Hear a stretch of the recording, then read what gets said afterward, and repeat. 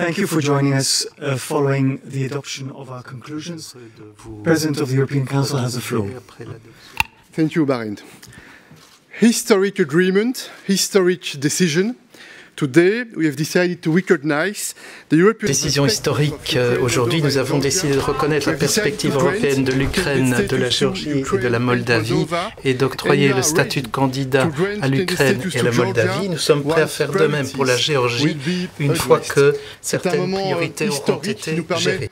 De dessiner les contours de l'Union européenne en décidant aujourd'hui d'accorder le statut de candidat à l'Ukraine et à la Moldavie, mais également d'être prêt à accorder ce statut de candidat à la Géorgie lorsque les priorités auront été adressées en prenant en considération pour l'ensemble des pays les rapports et les opinions qui ont été préparés et qui seront préparés par la Commission européenne. C'est un message très fort qui est adressé, à la fois un message d'unité, un message de détermination sur le terrain géopolitique.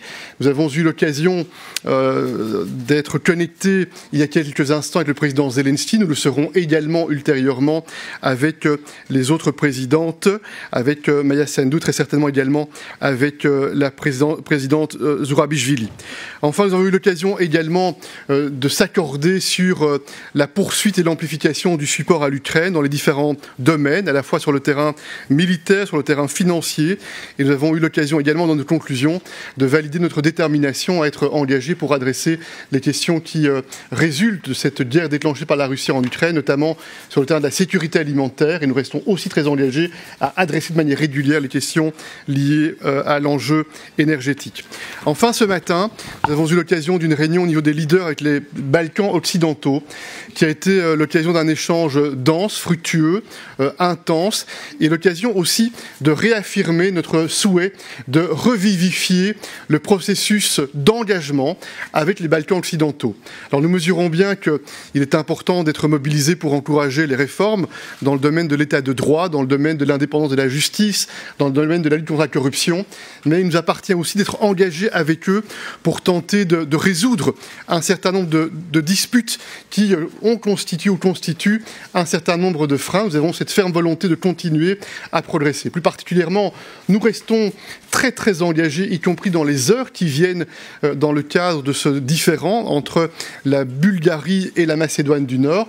Et nous avons affirmé notre volonté le plus vite possible de trouver des solutions. Le Parlement bulgare devra prendre des positions très certainement dans les prochaines heures et nous espérons que ça pourra contribuer à libérer les processus de négociation, non seulement avec la Macédoine du Nord, mais également avec l'Albanie qui est directement concernée par cette discussion. Nous avons aussi eu l'occasion d'une discussion en lien avec la Bosnie-Herzégovine et nous avons senti une volonté très forte autour de la table de réénergiser également ce processus d'engagement avec la Bosnie-Herzégovine, avec la suggestion qui a été faite que la Commission puisse relativement rapidement préparer un rapport en lien avec les différentes conditions, en sorte que le Conseil européen puisse revenir sur le sujet de la Bosnie-Herzégovine. Nous avons affirmé que nous étions prêts à décider quant au statut de candidat en prenant en considération les conclusions de ce rapport qui seront préparés par la Commission.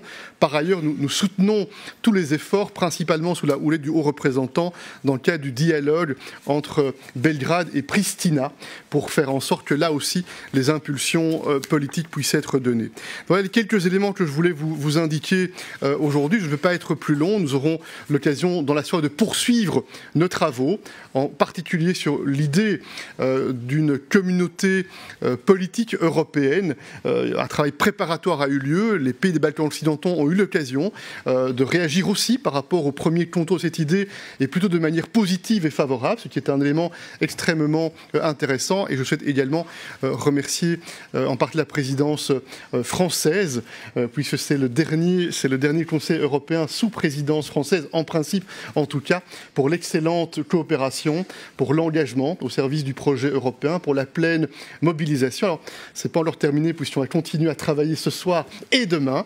Et demain, il y aura l'occasion certainement de revenir plus dans le détail encore sur les réalisations de la présidence française. Mais je souhaitais aussi souligner dès ce soir ce message de gratitude à l'endroit de l'ensemble des équipes françaises qui ont été mobilisées et du président particulièrement. Voilà pour ce qui me concerne.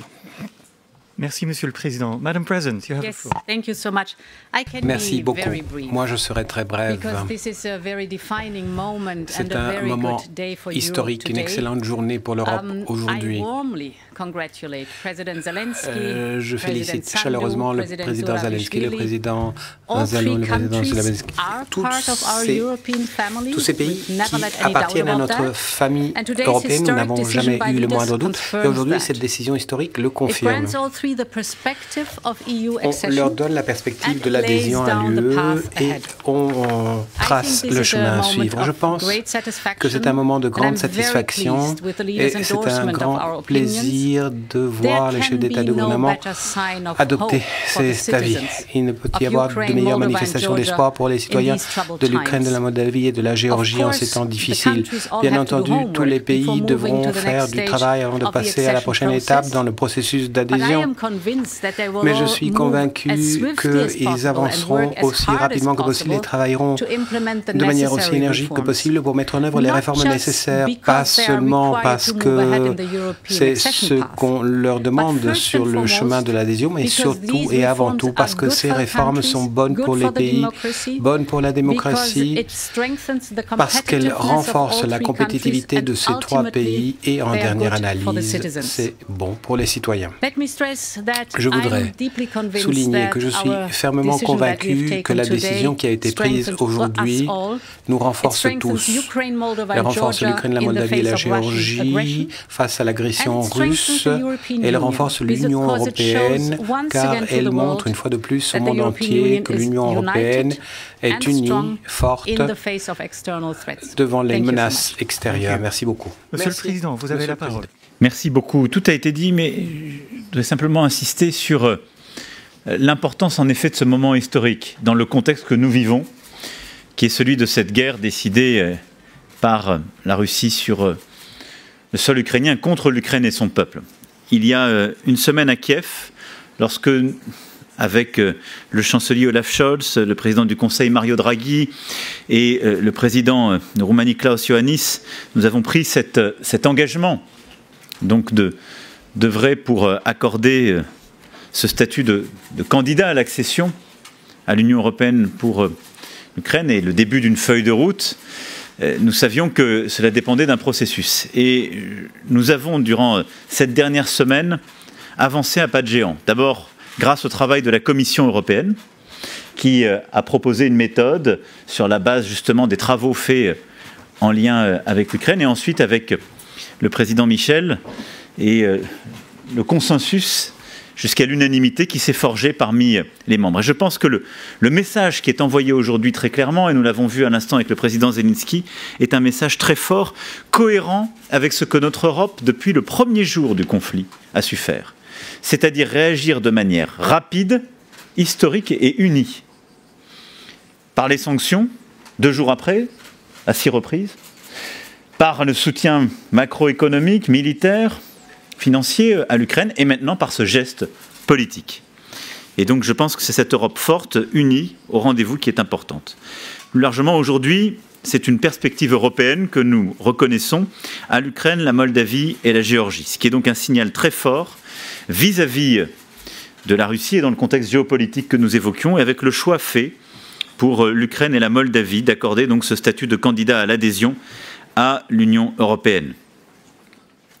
Nous avons également décidé que le statut de candidat serait octroyé à la Géorgie dès qu'elle aurait répondu aux priorités qui ont été identifiées par la Commission. Tout cela, nous le devions au peuple ukrainien qui se bat pour défendre nos valeurs, leur souveraineté, leur intégrité territoriale. Et je crois que nous le devons aussi à la Moldavie, compte tenu de sa situation politique, des déstabilisations qu'elle subit et de la générosité dont elle a su faire preuve dans le contexte que nous évoquions. Le processus qui s'engage, nous le savons aussi, et nous avons toujours été honnêtes, sera exigeant. La Commission remettra un rapport sur le respect des conditions qu'elle a posées dans son avis la semaine dernière. Et donc notre soutien, notre engagement, celui de la France, seront complets pour aider à la mise en œuvre de toutes les réformes nécessaires. Et c'est d'ailleurs ce processus qui a permis de bâtir l'unité. Le président Michel a par ailleurs, de manière détaillée, décrit nos discussions sur la question des Balkans occidentaux, ce matin et en début d'après-midi. Je veux ici dire que nous allons tout faire pour aider à ce que les votes qui sont nécessaires au Parlement bulgare puissent être faits, et que je crois que c'est la responsabilité aujourd'hui de notre Europe de savoir être au rendez-vous de ce moment là aussi, pour que la Macédoine Nord puisse faire le dernier pas, elle qui a déjà tant fait, en prenant tant de risques, pour que nous puissions dans les prochains jours et prochaines semaines réussir cette avancée là aussi, et pour l'Albanie et la Macédoine du Nord passer une étape qui est décisive. Tous ces débats nous montrent que la question de notre voisinage, qu'il s'agisse de la Moldavie, de l'Ukraine, comme de la Géorgie et des Balkans occidentaux, est plus essentielle que jamais. Parce que nous le voyons, la guerre est revenue sur le sol européen et nous sommes déstabilisés par nos voisinages. C'est dans ce contexte que nous allons ce soir discuter de justement les formes de coopération multiples, au-delà de l'élargissement, et ce projet d'une coopération politique européenne qui, comme le rappelait le président Michel, a été ce matin en particulier défendu par la Serbie, l'Albanie et plusieurs collègues. Je ne serai pas plus long. Mais en tout cas, merci au président et à la présidente pour le formidable travail qu'ils ont su conduire, qui a permis cette décision historique. Merci, Monsieur le Président. Iritsa, you're first. Please, there's a mic. Oui, bonjour, bonsoir. Alors j'ai une question pour les trois, tout à fait. L'Union européenne, elle a brisé bien des tabous pendant la présidence française et vous avez tous les trois des mérites pour ça, sans doute. Mais comment pouvez-vous expliquer cette impuissance de l'Union pour avancer sur le dossier de négociation d'adhésion avec l'Albanie et la Macédoine du Nord à cause d'un seul pays, pour un blocage, pour des questions bilatérales? Que dites-vous ce soir au peuple albanais qui attend aux portes de l'Europe depuis 30 ans? Et cette porte, elle n'est toujours pas tout à fait ouverte. Merci. Bon, il y a eu un très gros travail qui a été fait. D'abord, ce qui est vrai, c'est que la Macédoine du Nord a fait un travail historique, avec le courage de certains dirigeants comme Zoran Zaev, qui ont pris tous les risques pour changer leur constitution, le nom de leur pays, etc. Bon, de manière tardive, un État membre a réagi et a demandé des changements. Nous ne pouvons pas faire comme si ça n'existait pas. Est-ce que c'est juste vis-à-vis de la Macédoine du Nord? Je vais vous le dire très franchement, non. C'est aussi pour ça que nous avons mis collectivement beaucoup de pression sur la Bulgarie ces derniers mois. C'est aussi le fruit d'une crise politique qui existe aujourd'hui en Bulgarie, et nous ne pouvons pas faire comme si cela n'était pas là. Je veux saluer l'engagement politique et le courage du Premier ministre Peskov dans ce contexte. Il a tout fait.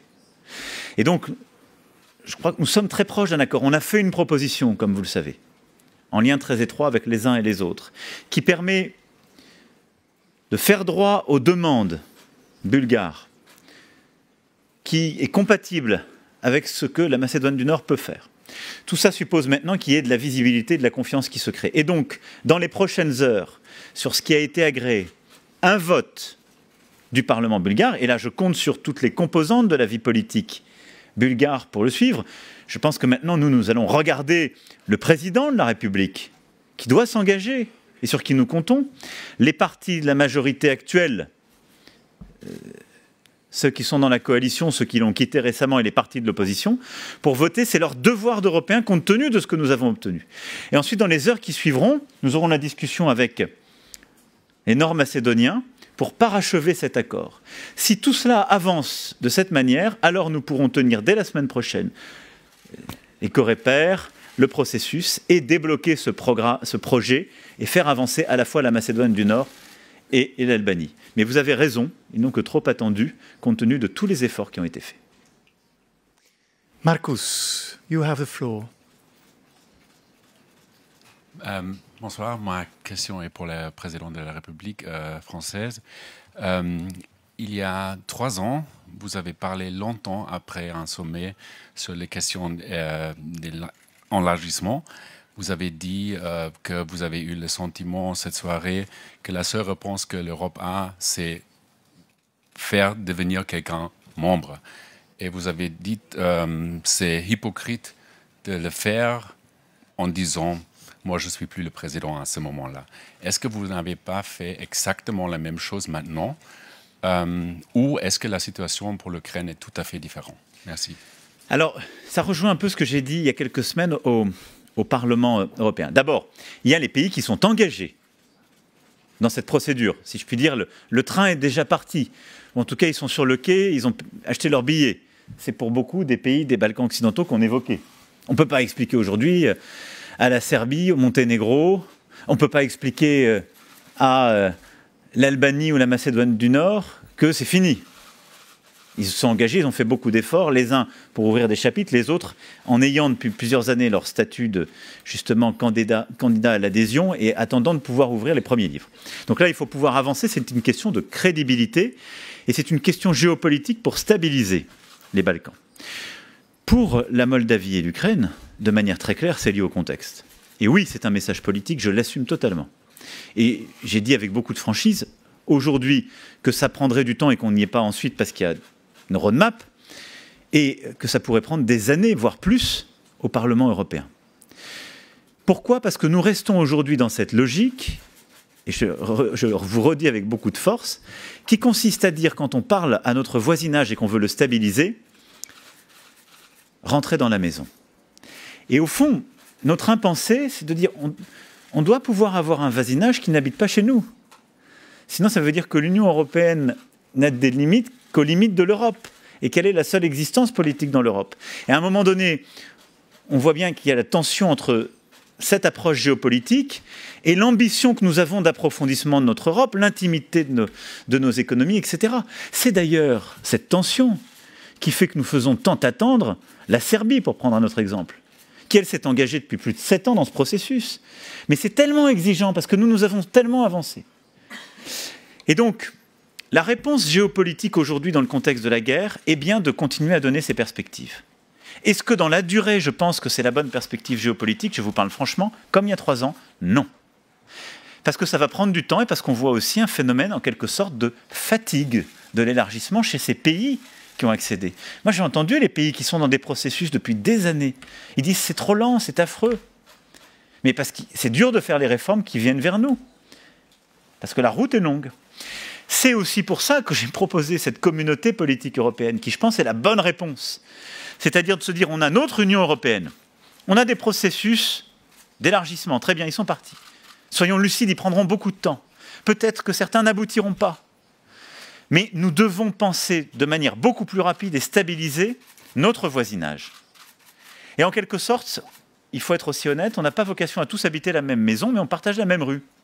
C'est-à-dire on a une Europe géographique, avec des valeurs communes. On n'a pas tout à fait les mêmes standards, sans doute, sur l'état de droit. On a des situations très lointaines sur le plan économique et social qui ne permettent pas le marché unique. Mais on doit renforcer nos liens stratégiques, la reconnaissance entre égaux, et quelque chose d'une nouvelle construction politique européenne.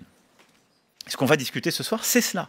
Et c'est de se dire, pour le coup, de la frontière russe, turque, jusqu'à notre extrémité la plus occidentale, et donc en offrant aussi aux Britanniques, et à tous ceux qui, dans l'entre-deux, ne sont pas membres de l'Union européenne, il nous faut bâtir quelque chose où on peut coopérer sur le plan de la défense, de la géopolitique, de l'énergie, des infrastructures, des projets de circulation de personnes, des choses très concrètes qui permettent de changer la vie des gens, d'avoir, disons, 2 fois par an, des vraies discussions géopolitiques, d'échanger un agenda commun et de bâtir une Europe plus large, géopolitique dont nous avons besoin, et qui n'est pas forcément l'Union européenne, parce que nous avons une telle intégration, une telle intimité stratégique, une intimité économique, sociale, une intégration si forte qu'on ne doit pas la sacrifier à cette discussion géopolitique. Il faut composer les deux. Donc je poursuis la même philosophie qu'il y a 3 ans. Simplement, je pense que dans le moment qui était le nôtre, après que, pour de bonnes raisons, l'OTAN avait dit non à une adhésion de l'Ukraine, nous aurions commis une faute politique et laissé un vide si nous n'avions pas tendu la main à l'Ukraine et la Moldavie. Parce que cette communauté politique n'existe pas aujourd'hui. Et nous ne pouvions pas laisser un vide stratégique et géopolitique. C'est ça le sens de cette perspective européenne et de cette reconnaissance du statut de candidat. Merci. We have a question from Georgia. Please, yes, take the mic. Georgian Tele. Rustavi, télévision géorgienne. D'abord, félicitations à nos amis ukrainiens et moldaves.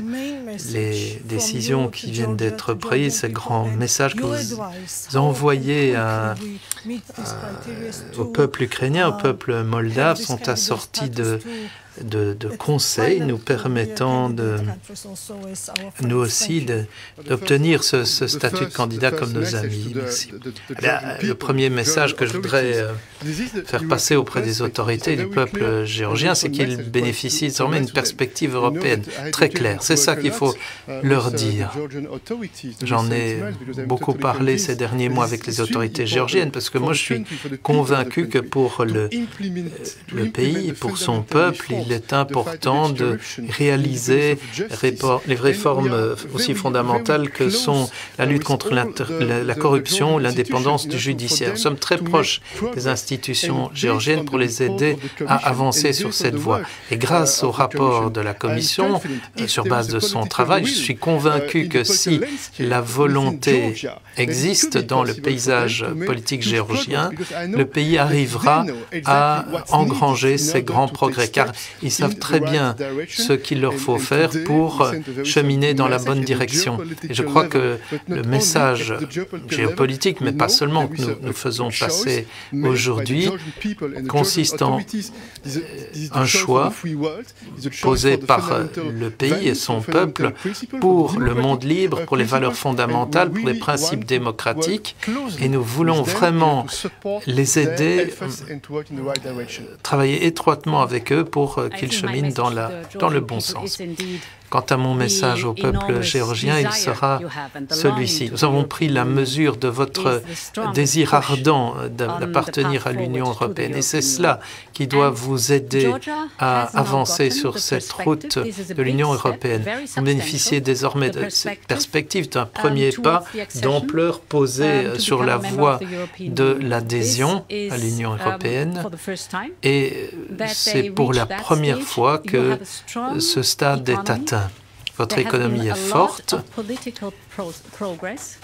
Sur le plan politique, les avancées ont été avérées également. Ce dont nous avons besoin à présent, c'est de voir réussir certaines réformes extrêmement importantes et de faire montre d'unité politique suffisante, de gagner à votre cause la société civile et les prochaines étapes à votre portée. Je partage totalement ce qu'a dit le président et Madame la Présidente. Je pense que c'est un jour historique et il faut le mesurer pour la Géorgie. Reconnaissance de cette perspective européenne. La Commission a parfaitement dressé les conditions justement pour accéder à ce statut de candidat et le président et la présidente l'ont rappelé. Et je pense qu'on a tous vu la volonté de votre présidente, le message très clair qu'elle a envoyé, et la volonté du peuple qui est sorti dans la rue, qui a appelé à l'Europe. Et donc je pense qu'il faut autour de cet arc de volonté et d'appétit pour l'Europe que l'unité politique se bâtisse et que les réformes nécessaires se construisent. C'est à portée de main. Désolé, mais nous reprenons dans quelques minutes, donc il va falloir vous quitter ici. Merci beaucoup et on se revoit très bientôt. Merci.